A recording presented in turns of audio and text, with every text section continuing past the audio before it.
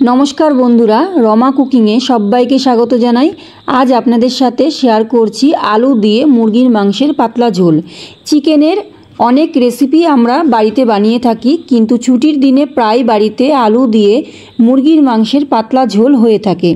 एटा छोटो थेके बड़ो सकलेई खूब पछंद करे और এই রেসিপিটা সকলেই জানেন, কারণ আমরা যখন একটু একটু রান্না করতে শিখি তখন প্রথমেই আলু দিয়ে মুরগির মাংসের পাতলা ঝোল আমরা রান্নাটা করে থাকি।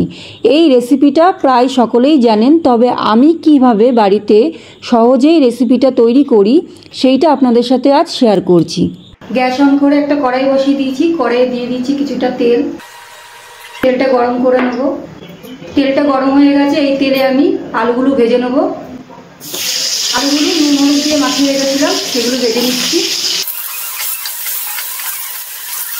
আলুগুলো ভালো করে ভেজে নিয়েছি, এবার তুলে নিচ্ছি আলুগুলো। কড়াইয়ের মধ্যে আমি আরেকটু কিছুটা তেল দিয়ে নিয়েছি। এবার দিয়ে দিচ্ছি সাদা জিরে, দিয়ে দিচ্ছি তেজপাতা আর একটা শুকনো লঙ্কা দিয়ে দিচ্ছি।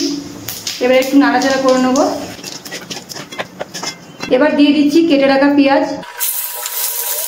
পেঁয়াজটা একটু ভেজে নেব। পেঁয়াজটা ভাজা হয়ে গেছে, এবার আমি এই তেলের মধ্যে দিয়ে দিচ্ছি রসুন বাটা।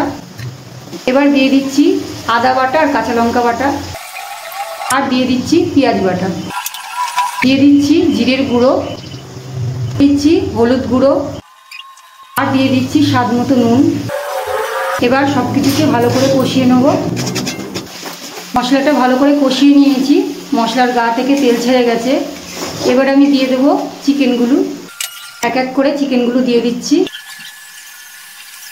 চিকেনগুলো দিয়ে মশলার সাথে ভালো করে নাড়াচাড়া করে নিচ্ছি।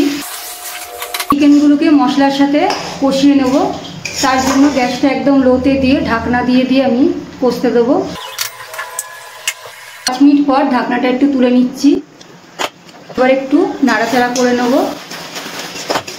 মাংসটা প্রায় কষানো হয়ে গেছে, মাংসর গা থেকে তেল ছেড়ে দিয়েছে।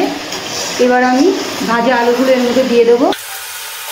ভাজা আলুগুলো দিয়ে সব কিছু একসাথে আরেকটু কষিয়ে নেব। মাংসের সাথে আলুটাকে ভালো করে কষিয়ে নিয়েছি। এবার এর মধ্যে একটু গরম জল দিয়ে দেবো। দিয়ে দিচ্ছি গরম জল, একটু নাড়াচাড়া করে নিচ্ছি। জলটা দেওয়ার পর একটুখানি ফুটিয়ে নিয়েছি। এবার গ্যাসটাকে একদম লোতে রেখে একটা ঢাকনা দিয়ে ঢেকে দিচ্ছি, যাতে আলুগুলো সিদ্ধ হয়ে যায়। ঢাকনাটা তুলে নিচ্ছি। এবার দেখে নেব আলু সিদ্ধ হয়েছে কিনা। আলু সিদ্ধ হয়ে গেছে আর মাংসটাও খুব সুন্দর নরম হয়ে গেছে। এবার গ্যাসের ফ্লেমটা একটু হাইতে দিয়ে একটু ফুটিয়ে নেব। গ্যাসের ফ্লেমটা হাইতে দিয়ে একটু ফুটিয়ে নিয়েছি। এবার দিয়ে দিচ্ছি এর মধ্যে খুব সামান্য পরিমাণ গরম মশলা। গরম মশলাটা একটু মিশিয়ে নিচ্ছি। আমার চিকেন রান্নাটা একদম কমপ্লিট হয়ে গেছে। এবার আমি গ্যাসটা অফ করে দিচ্ছি আর একটা ঢাকনা দিয়ে ঢেকে আমি 2-3 সেকেন্ড পর তারপরে পরিবেশন করে নেব। তৈরি হয়ে গেল আলু দিয়ে মুরগির মাংসের পাতলা ঝোল। গরম গরম ভাতের সাথে এটা খেতে অসাধারণ লাগে। আমার আজকের রেসিপিটা যদি আপনাদের ভালো লাগে তাহলে লাইক করবেন, কমেন্ট করে জানাবেন চিকেনের রেসিপিটা কেমন হয়েছে।